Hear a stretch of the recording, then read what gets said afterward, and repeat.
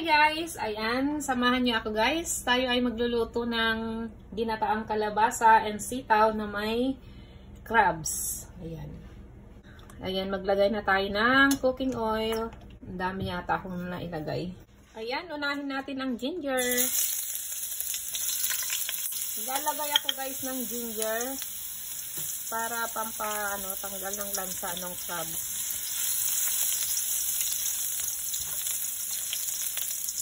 Add natin ng onion and garlic. Sauté-sauté lang natin guys hanggang mag light brown ang kung kanyang kulay, mga kulay. Ang kulay. Add natin ang kamatis. Guys, blue crab daw ito guys. Ayan. Water.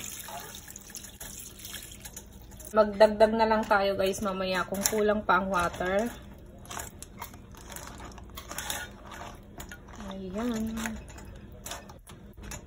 Natin ang fish sauce guys. Simmer natin to guys ng 2 to 3 minutes. Tapos sunod natin ang sitaw at kalabasa. Check natin guys. Mukhang tikman nga natin. Kulang ng ng gata guys. Magdagdag tayo ng more gata. Black pepper. Then salt guys. Utang ko naglagay kanina. Ayan. Nagdagdag ako ng gata kasi parang kulang yung isang lata. Maglagay ba ng kalabasa mamaya. Ayan. Pan natin ulit guys.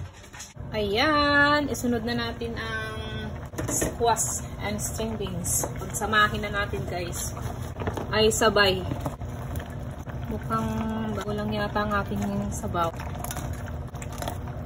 Daming gulay. Ito guys ay isa sa paborito ng aking mga kids. Lalo na yung crabs. Tapos lagyan natin ng sili guys.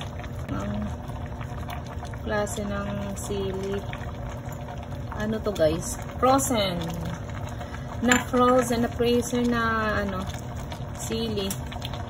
Pag may ma-harvest ako, nilalagay ko sa freezer para hindi siya masira guys. Kagaya na pag nagluto ka ng mga ulam, ganyan. Ulam man talaga. Pag nagluto kang ganyan, ayan. Pwede yan kahit naka-frozen. Hanggat lutuin natin yung gulay. Pag luto na yung sitaw at kalabasa, ready na. Ayan guys. Luto na ang ating ginataang kalabasa with crabs. O, diba guys? Bali nilagay ko na lang kanina yung tirang kalabasa guys. Ay kalabasa, gata. Bali 2 cans ang gamit ko guys. Kasi magdagdag ako ng sabaw. Ayan, tikman natin guys.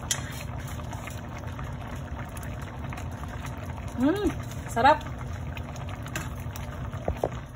Ayun guys, thank you guys for watching. Please guys, don't forget to like and subscribe. Eto na guys, diba? Nasa ilalim ang crabs.